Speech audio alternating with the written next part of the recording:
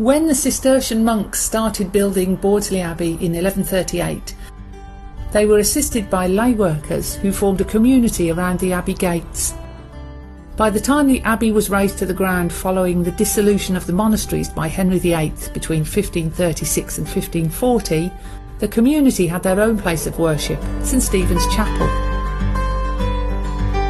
Over time, particularly as the surrounding area was damp and marshy, they sought more hospitable surroundings, and gradually the community moved south to a plateau at the end of the ridgeway that ran up from the southwest.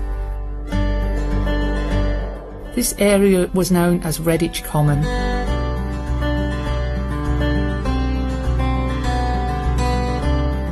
By the late 17th century, the chapel had fallen into a state of disrepair and was reduced to being used as a barn.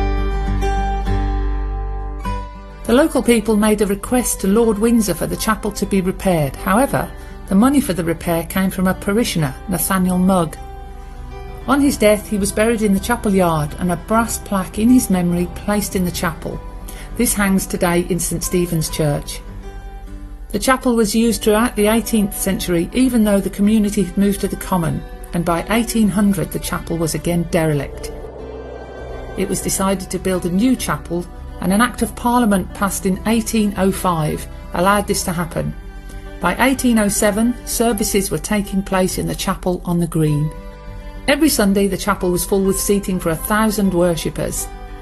In 1841, a key figure in the history of Redditch religion arrived in the form of George F. Fessy as the curate for the chapel. And during his tenure, it was decided to build a bigger church. The chapel was demolished in 1853 and the new St Stephen's Church built by 1855. From this time Redditch became a parish in its own right and George Fessy became its first vicar. The fountain and the bandstand on the green are often used as symbols of the history of the town. Throughout the 19th century, Redditch suffered from a lack of proper sewage system and a fresh water supply. The result was a high infant mortality rate and a poor general state of health of the populace. A local needlemaker, R.S. Bartlett, had promised that he would donate the money for a fountain on Church Green once improvements to the sewage system and a clean water supply had been made.